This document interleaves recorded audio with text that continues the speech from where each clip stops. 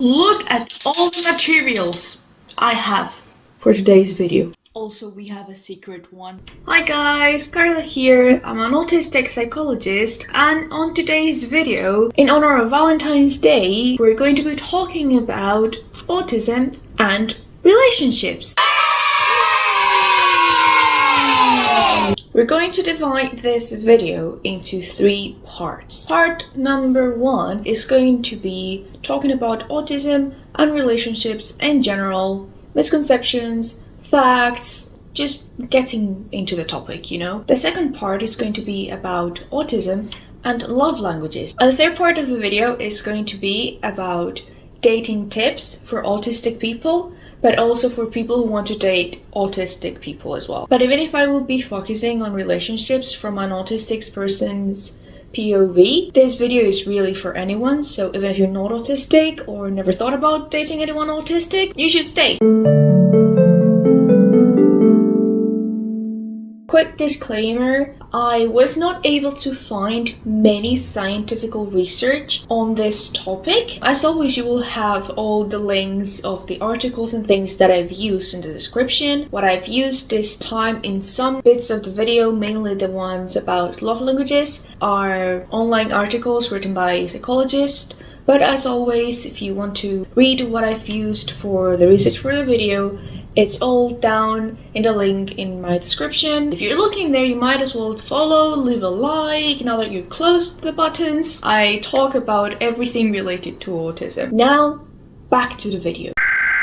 We interrupt our program to bring you this important message. I actually need to infodump you guys a little bit. So, why do we celebrate Valentine's Day? What is Valentine's Day? What's the history behind it? Well, I'm gonna tell you. So basically, Valentine was a priest in Rome in the 3rd century. Around that time, Emperor Claudius II created a law that prohibited young people, young men, from getting married. Why? Because he thought young men made better soldiers. So what did Valentine do? Well, he actually married people in secret against this law. He was caught and sentenced to death. So when do you think he died? You guessed it, on the 14th of February. So yeah, we're basically celebrating the anniversary of someone's death, which definitely goes with the festivity. So yeah, this goes just to say that Valentine's Day is something that we created at the end of the day. It's meant to honor him and to honor love. Love doesn't have to be romantic. So if you don't have a Valentine, or if you don't have a romantic partner today, it's completely fine. And yeah, you don't have to go by society's rules. So always remember that. Just enjoy your day. Okay, and now that I'm happy for the info dumping, we can actually go to the video. So I can't believe I'm saying this. But yes, autistic people can feel love. I know. Groundbreaking. No, but the reason why I'm saying this is because when I was doing research on this topic, on like autism and relationships, I came across this article called Autism and Love. Can autistic people fall in love? And I was like, what? Who is asking this? And of course, the answer was obvious. The neurotypicals. So apparently a lot of neurotypical people wonder if we can feel love, which obviously the question is yes, of course. And if you're not happy with me telling you, a 2016 study actually kind of confirmed, at least in their participants, that most of them expressed interest in relationships. So yeah, we do fall in love. We can create long-lasting relationships, get married, be happy and all of that. And guess what? It's not just us autistic people. Other people with disabilities can also do that. Crazy. I know. At first I thought it might be just this article, but I dug a little bit more deep into it, and I found out no, like there's a lot of articles like this. Like it's an actual stereotype if we actually feel love. So yeah, like anyone can fall in love. Autistic people, disabled people, neurotypical people, anyone. Unless you're aromantic, in which case you don't feel romantic attraction, and that's totally fine as well. I think that the craziness about do autistic people feel love or not has to do with how we feel and understand our emotions in a different way than neurotypicals do. And this can also translate in the way we express those emotions. So maybe an autistic person madly in love may look like someone who doesn't care to a neurotypical person. You'll understand this better when we talk about autism and love languages, I'm sure. Now I want to talk about some studies that I found. These ones are scientific about autism and relationships. So, going back to the 2016 study I mentioned before, this study also found out that autistic people who are dating other autistic people are happier than autistic people who are dating neurotypicals. Yeah, I also did not think we needed a study to be sure of this. Another thing this study indicated was that the severity of the symptoms did not correlate with the relationship status. Another study I would like to mention is one done in 2017. This one saw how the majority of its autistic participants were in relationships, and most of them lived with their partner. As you can see, nothing different. Finally, a study in 2020 was studying what makes relationship easier and what makes them harder for both autistic and neurotypical people, and it found out that the autistic people and the neurotypical people agreed in that things like communication, similarity, respect made relationships easier. They also agreed that the main barriers for having a long-lasting and loving relationship are intra and interpersonal conflicts. However, the autistic people also highlighted two extra things: communication and being uncertain about relationships. So basically what this study concluded was that autistic people and neurotypical people have more or less the same understanding of what intimacy is, but the challenges that they face are different, with autistic people having more challenges. For this part of the video, we are going to talk about love languages and autism. Love languages are different ways people showcase love. There are 5 love languages. We have words of affirmation, quality time, acts of service, physical touch, and gift giving. However, in the autistic community, we kind of say that our love languages are different. So what I've done is take the usual love languages and I have paired them with what I've called their autistic twin. So I hope that this lets you see how autistic people have different ways of showing the love they actually do feel, and how autistic people and neurotypical people can demonstrate love in different ways. The first one we're going to talk about is words of affirmation. This one is basically telling compliments to your partner, like, oh, you look so pretty today, or you're so intelligent, or even nice messages like, hey, good luck at work. Now, the autistic twin that I have chosen is infodump. What is infodump? Well, basically it's when you tell someone a lot of information about something that you truly love. We do this because we love something so much that, point number one, it makes us really happy to talk about it. And since it makes us so happy, we want to share our happiness. And we think that if we tell other people about it, we will share the happiness with them. Like how my boyfriend knows what happens at Italy in this book. And also, infodumping is not just about telling someone what we want, also the fact that the other person listens to us and takes their time to pay attention to what we are talking about can also be another way for them to show us love. The next one that I bring to you is quality time, and I seriously cannot wait for the neurotypicals to react to the autistic twin. So quality time is literally just spending time with your partner, meaningful time, like going on dates, doing whatever makes you happy. The autistic twin is parallel play. So for those of you who have never heard of parallel play, let me explain it to you with an example. So parallel play is I am in the sofa reading my book and my boyfriend is in the sofa a bit further away from me and he's playing games. And that's it. That's parallel play. So yeah, this basically consists on just doing different things but around the same area, and we love it. Keep it up.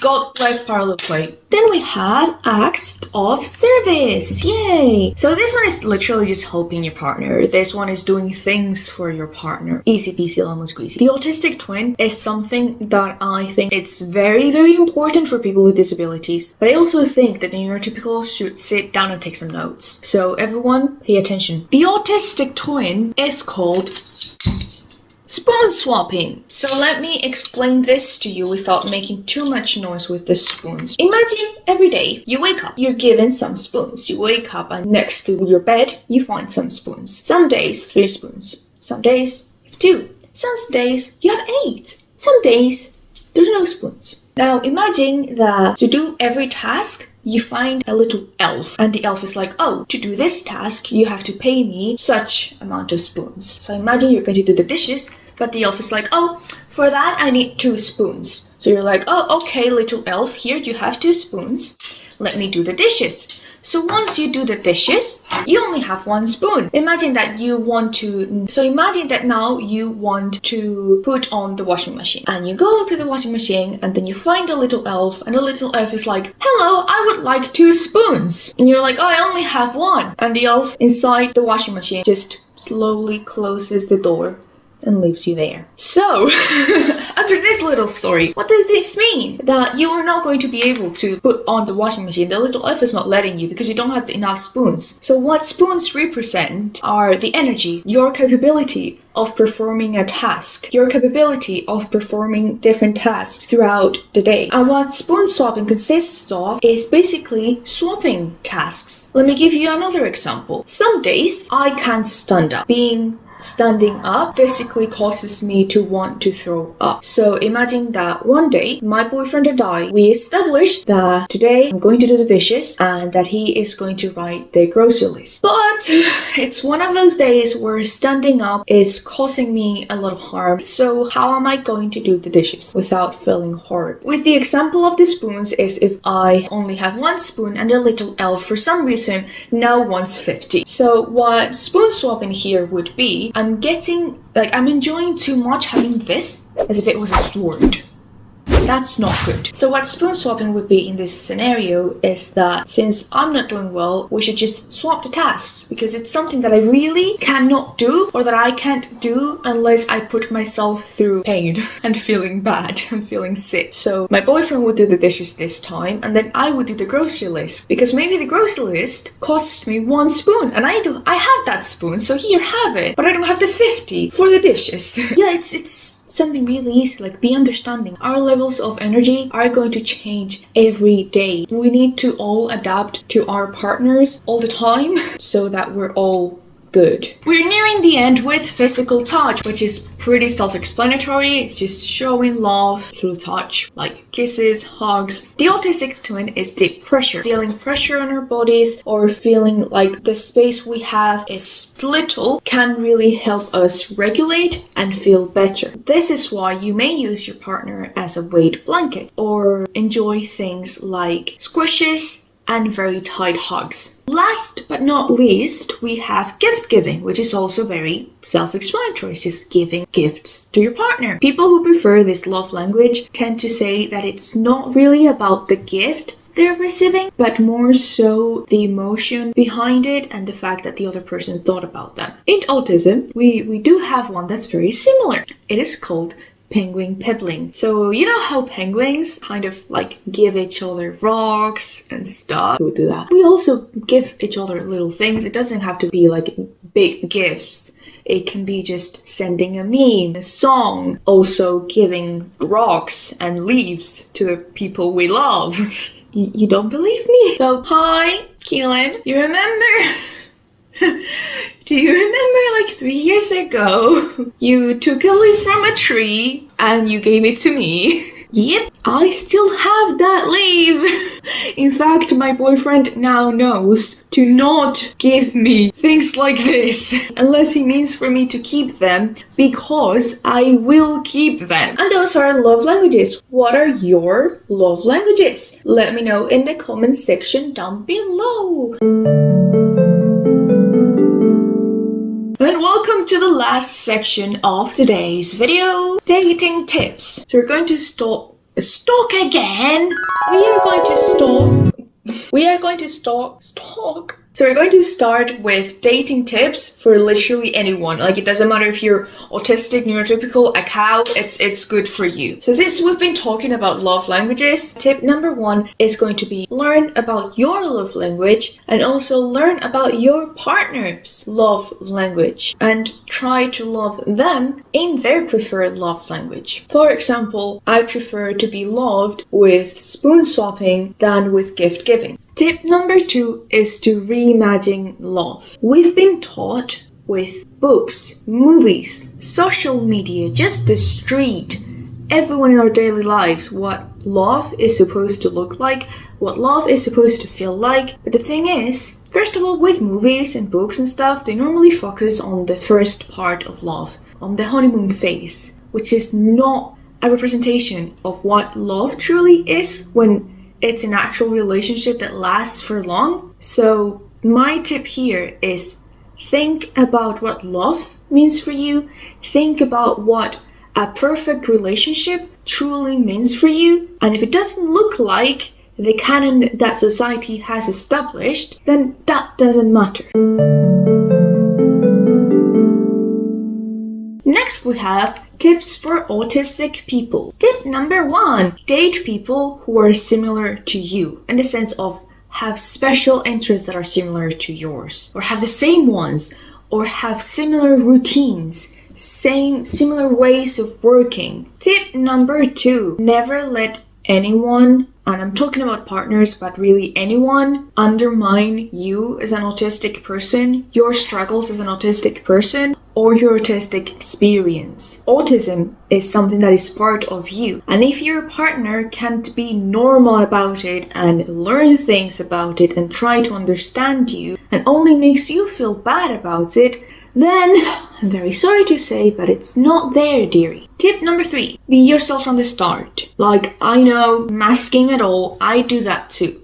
I'm not telling you to completely take off your mask like you've never done before, but if you're constantly trying to change yourself to appear neurotypical or to please this person, then what's gonna happen when you truly start unmasking? We want the person to fall in love with you and not your mask. And who you are without your mask should be enough for the person who you're going to be spending the rest of your life with. So be yourself from the start, and if they don't like you, then they're not for you and you'll find someone else. You deserve to be with someone who loves you the way you are. Tip number 4, this one's also about when you're meeting new people. Again, it's not necessarily someone in a romantic way, but you don't owe it to anyone to tell them that you're autistic. You don't need to come with a disclaimer, a warning, autistic here.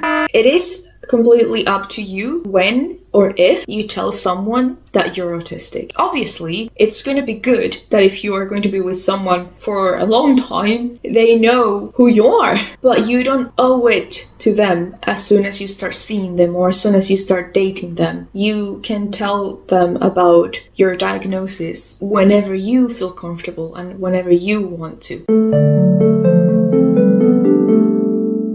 Now let's go for the tips for the people who want to date or are dating someone autistic. Tip number 1, the very basic one. Learn about autism. Literally, find a book, read about autism, and understand your partner. Also realize sometimes we're not going to make sense. Not to you, to us as well. Sometimes this thing doesn't make sense, but we still need you to love us when that happens. Okay? Keep that in mind. And also be patient, because if you think that you have to adapt to us a lot, keep in mind that from the moment we woke up till we started making breakfast, we probably already made 5 adaptations. Tip number 2, very important, communicate, but like for real. Like, really say what you mean. Don't give stupid signals and expect us to be mind readers. Say what you mean so that we can understand you. If you ever think that something is obvious, rethink. It's not obvious. Just tell us. Because this can create a lot of miscommunication that can simply be solved if people just say what they mean.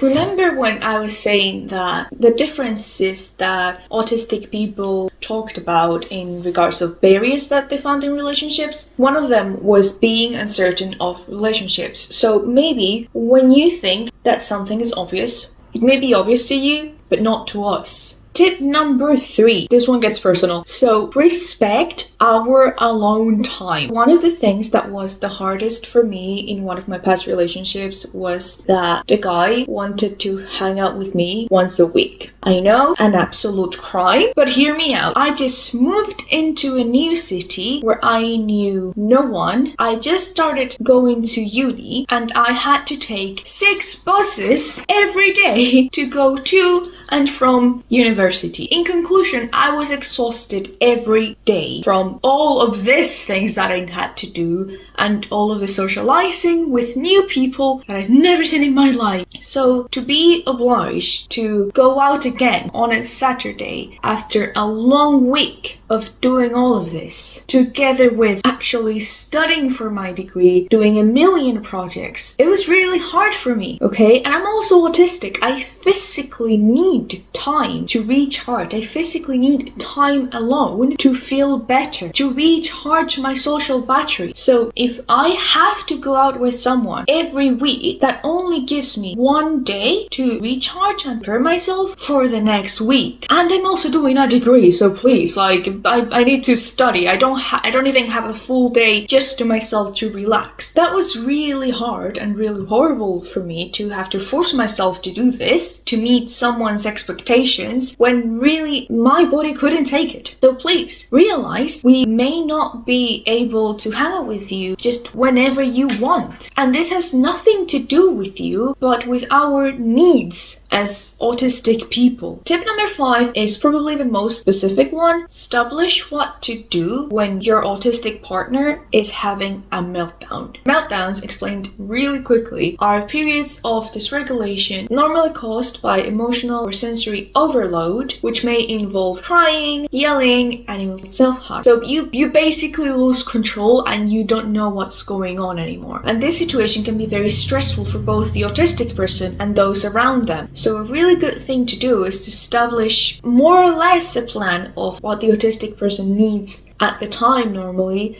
so that they can be helped, but also the partner can also know what's expected of them. That is all for today's video. I have an idea for you. Autistic people, write down in the comments something you wish the neurotypicals knew about dating autistic people. And neurotypical people, or people who are not autistic, write down your concerns, worries, or questions about dating autistic people. And if you liked this video, make sure you give it a like and subscribe if you're not already, because that will make me very happy. 1 subscribe is 1 smile on my face. Actually, more than once, to be fair. Anyways, bye! Tip number 1 is, and I did it too. Tip number 2, I did it 1. Love languages. There are five love languages. The autistic twin is... Se me ha olvidado.